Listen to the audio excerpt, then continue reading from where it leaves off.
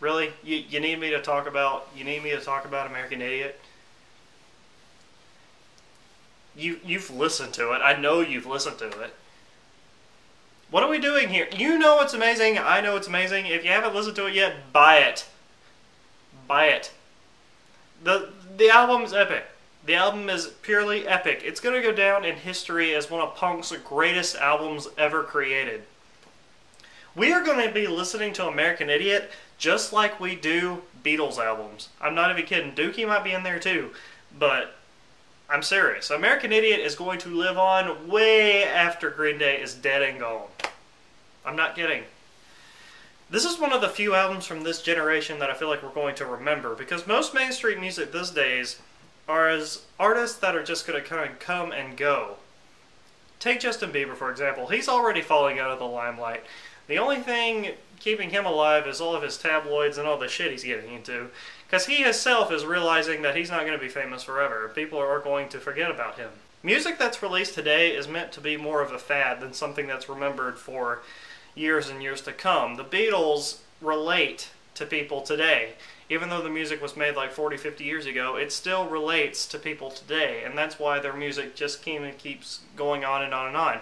And I feel like American Idiot's kind of the same way. A whole lot of people are still going to relate to these songs. Some of them are going to relate to the story that the album tells, just a bunch of distressed, angry teenagers that kind of want to break out. The single American Idiot is just a power rocker. It's still one of the best rock songs, I think, ever written. Honestly, Jesus of Suburbia is one of the best rock opera type songs I think they've ever written. I think Homecoming is a little bit less so. I think Jesus of Suburbia is still better than Homecoming, but at the same time, the individual parts of these two songs, I really pick out my favorites. A whole lot of my friends end up picking out their favorites from each of the songs. For example, the sub-song in Homecoming, Rock and Roll Girlfriend, the part that Trey wrote. A whole lot of my friends really like just this certain part of the song, and you know, that's really cool to do. You know, you can pick out your favorite pieces from those rock operas, and I mean, like, I love them both, don't get me wrong. The entire album is amazing. Amazing, amazing, amazing. As I said, we're going to be listening to this thing like 50 years into the future, just like we do with the Beatles. Though I will admit, the singles are getting a little tiresome on me. These songs have been overplayed way too much, and I don't know, like, the radio killed them. They're amazing songs. When you listen to the album, there's really no way that you can, like, skip them or anything like that. This is an album that I really like, that I really think is best when you listen to it in full. And I think a whole lot of people will agree with me on that, because it does tell a story, and it needs to be experienced in full. I know a whole lot of people might expect me to mention how Green Day probably sold out when this album came out. A whole lot of people think that they did. And yes, they are, like, tackling a new sound on this thing, and it was really defining for them. And a whole new batch of fans just kind of came out of nowhere when this album dropped. And so I can see why people were a little bit upset with that, because it was like losing one of their best friends after all these other people came in and they were kind of left in the dust. Because Green Day weren't doing what they have always been doing on this album.